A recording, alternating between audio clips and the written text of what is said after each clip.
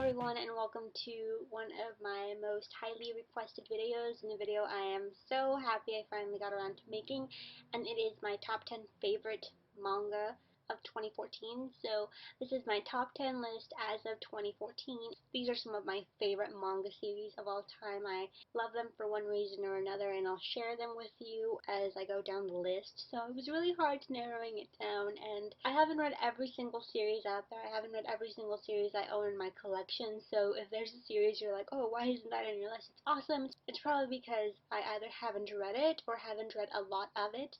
So it hasn't really made my list, but I might still enjoy it. So let's get started with my top 10 favorite manga series of 2014. So I'd like to start off with these honorable mentions, I guess. I love these series, and I unfortunately couldn't fit them in my top 10 because there were just other series I liked better, but I really enjoy these series and I highly recommend them. And the first one is BLOOD by Yuki Kodama. So this is one of my guilty pleasures. I love it. I think it's fantastic and it's so hilarious. So it basically follows this vampire named Stas. He's one of the bosses of a district in the demon world. Follows him trying to bring this girl back to life named Fuyumi, who accidentally came into the demon world and was killed by a carnivorous plant, and then Stas deciding if he wants to suck her blood or not.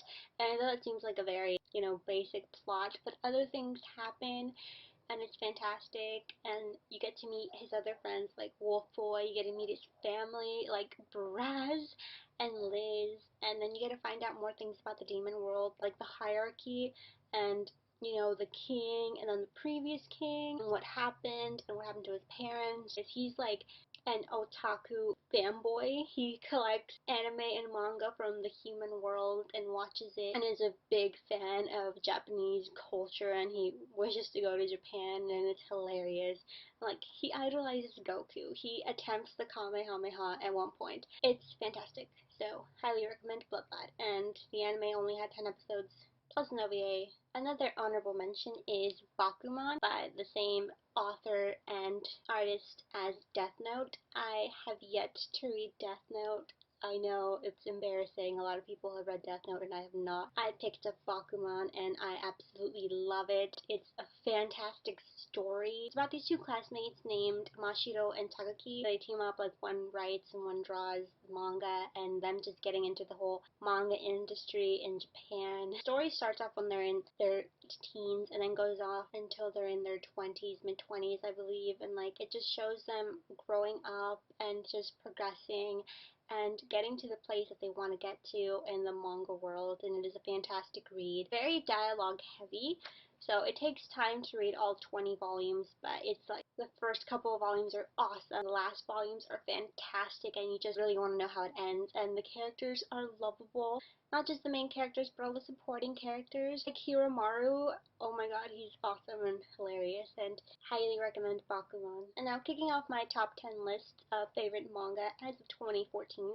is a series that concluded this year, at least kind of concluded this year, because there's apparently going to be a shorter series next year and another movie, and that is Naruto by Masashi Kishimoto. I'm aware that this series is by no means perfect, that there are flaws, and I don't think it's terrible. I think it is fantastic. It was the first long-running series I got into. I remember I purchased about 40 of the volumes 5 years ago, I believe. It is really one of my favorites. It's always going to hold a special place in my heart because it was the big series that really got me into collecting manga, and I really don't think I need to give a synopsis on what Naruto is about because it is very popular, and that's a long journey. It's like 72 volumes, I think. Has its amazing ups.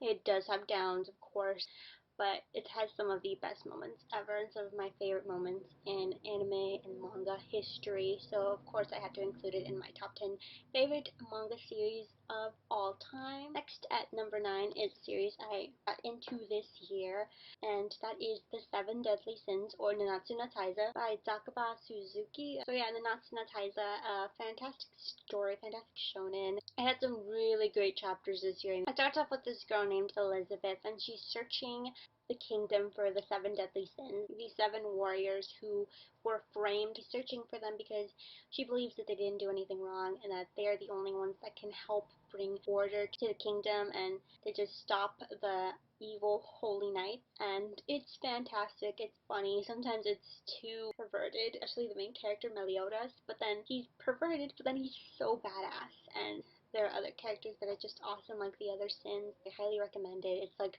fantasy and adventure and completely and absolutely badass. So highly recommend 7 Deadly Sins. At number 8, we have Attack on Titan or Shingeki no Kyojin by Hajime Isayama. I think everyone has heard of Attack on Titan and has given it a chance. The anime is amazing and it sucks that season 2 is going to come back in 2016, and Attack on Titan is just fantastic about this world where humanity is hiding in fear of these titans that just eat people and make them suffer. It kills all people like there's no tomorrow, and it's fantastic. Right now it's not that action-packed. I mean, there aren't really any titans, and it's dealing more with the political side of the world.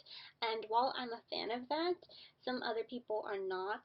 So I guess that's why some people have dropped it, but I think it's still good. And it doesn't need Titans to be good, but I guess that's what really hooked people in, Titans eating people and just the gore. But it has some really good political aspects of it, and, fantastic characters like Levi. I'm a big, huge fan of it, and I can't wait to see how this series continues and concludes. Next up, another series that I got into this year, and it just hooked me immediately, and now I'm up to date online with all the chapters, and that is Vinland Saga by Makoto Yukimura. It's bloody and gory, and it's just very mature. So don't read it if you're not comfortable with mature themes like violence, murder, and sex. It's about this boy named Thorfinn who became a freaking badass warrior after witnessing the death of his father at the hands of this mercenary Viking, and then he joins said mercenary. And the only reason he joins these Vikings is so he can kill the person who killed his father. And it's a fantastic story, and you have a lot of character development for the main character and for minor characters as well. So highly recommend Vinland Saga. And now number 6 is a completed series, is Full Metal Alchemist by Hiromu Arakawa. Fantastic story, one of the best crafted stories from beginning to end. I love it. The characters are all fantastic. So if you don't know, Full Metal Alchemist follows Edward, who lost a leg, and then you have the younger brother Alphonse, who lost his entire body, whose soul is bound to a suit of armor because his brother saved him by sacrificing his arm. So it's a fantastic story of them trying to get their bodies back, but also dealing with political elements in the world they live in. Very heartbreaking sometimes. It's so sad, and it has really great characters, really great character development, and like I said, the ending is fantastic. Some manga series don't have a very satisfying ending, but I think Full Metal Alchemist is one of the few that has a great satisfying ending, so I highly recommend it, and it is very dear to me, and I love it. Next up, we have another series whose anime ended this year. It was too close to the manga, sadly, and that is HUNTERXHUNTER by Yoshihiro Togashi. I got into the series this year. I never thought I was actually going to get into it because I thought that it was just a bunch of kids, going on adventures, and, it's not interesting. It's just kids, what could they do? Oh, boy, was I wrong. It's a fantastic story about the journey of this boy named Gon and how he's trying to become a hunter to be reunited with his father. Then he meets a bunch of amazing people along the way, like Leorio Kurapika and my favorite, Killua. It's written so amazingly. You have epic moments, especially in the anime that concluded, and it sucks that Togashi hasn't continued it and it's on hiatus yet again. It deserves to continue and continue being awesome, and I highly recommend HUNTERXHUNTER. Next up, at number 4, I don't have a physical copy of it because it hasn't been released, but it has been licensed, and at number 4 is Tokyo Ghoul by Sue Ishida. Tokyo Ghoul, oh my god. This series, I read the entire series in like 2 days. I've never really done that before with manga. I watched the anime first, and I heard a lot of complaints about how it didn't follow the manga and how it skipped a bunch of things and how it skipped arcs and then went back to them after certain arcs, and it was just, a total mess. But I still enjoyed the anime, and I think the anime is really good, so I highly recommend it. It's very bloody and very gory, but the manga is on a whole another different level. It's absolutely fantastic. Like, you have these characters who are complex, and then they develop, the story follows Ken Kaneki, and it's just like his tragic story that you know from the very beginning is going to end tragically, because it tells you that it's going to end tragically, and it does. But it's just his story of trying to figure out whether he belongs in the human world, or whether he belongs in the ghoul world, or whether he doesn't belong anywhere at all. Now, at number 3, we have a series that I've loved for years. It was once my favorite series of all time, but it's over, and there are other series that I enjoy more than it now. One of my favorite series of all times, and that is Katekyo Hitman Reborn by Akira Amano. And this will always probably be in my top 5 because I just love this series. Some of the best writing, some of the best art, some of the best character development in shonen manga out there. I mean, Suna started off as a wimp, and then he just turned out super badass. Katekyo Hitman Reborn follows the story of Sauda Tsunayoshi, a boy who is a loser, basically. I mean, they call him Damesuna, which technically means useless Suna, so he sucks at sports, sucks at school, sucks at academics, sucks at everything. And then you have this tutor named Reborn, who's there to tutor him to be the 10th boss of the Vongola family, which is a mafia family from Italy, because Suna is the descendant of the first boss. And it's just Suna growing up, basically, forcefully and naturally. And it's just a fantastic journey, a fantastic story, phenomenal character development for certain characters, and amazing foreshadowing, especially in early arcs.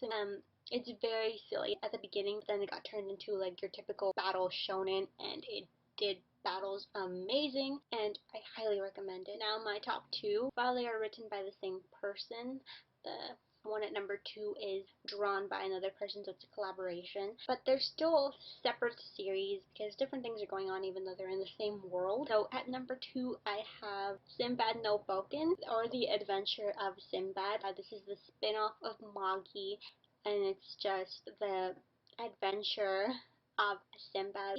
And it's just him when he was a child and when he was a teenager, and just traveling around the world, going on journeys, going on this epic adventure, and it's just everything leading up to him being the king of Sindria. It's a great standalone series, so I mean, you don't have to read Magi in order to get what's going on, because it's like its own story. So if you're a fan of Magi, highly recommend you check out SINBAD no BOUKEN if you have not. Or if you're in the mood to read an epic adventure story with fantastic characters, I highly recommend SINBAD no BOUKEN. My number 1 favorite series as of 2014 is Magi by Shinobu Otaka. I mean, I don't think this is a shock to anyone who's been subscribed to me for a long time, because I'm always raving about how much I love Magi. The art is awesome, the characters are fantastic, and this year, Magi had some of the best chapters. You had the Alma Toran arc, which I personally love, because we got introduced to so many cool characters from the past and from the other world. And you also had development for Hakuryu and Juda, some of my favorite characters. Like, Hakuryu recently became one of my favorite characters. Epic things are happening in Magi, and epic things are going to continue happening for Magi. So the story follows Aladdin, who is a Magi, and Alibaba and Morgiana. It starts off as a journey, but then things get dark. I mean, there are political aspects to it. It deals with slavery, it deals with social injustice, and it deals with twistedness in this world. Fantastic. It's really, really good. It's really funny too, and I highly recommend it if you have not checked it out. And that is it for my top 10 favorite manga as of 2014, and I hope you enjoyed. Everyone's list is different, so if mine doesn't correspond with yours, well, we each have different opinions, so leave your list of your top 10 favorite manga series as of 2014 down below. I'd love to see your lists and all the series that you guys really love and enjoy. And, remember to comment, like, subscribe, leave recommendations, and, happy holidays. So thanks for watching, and bye.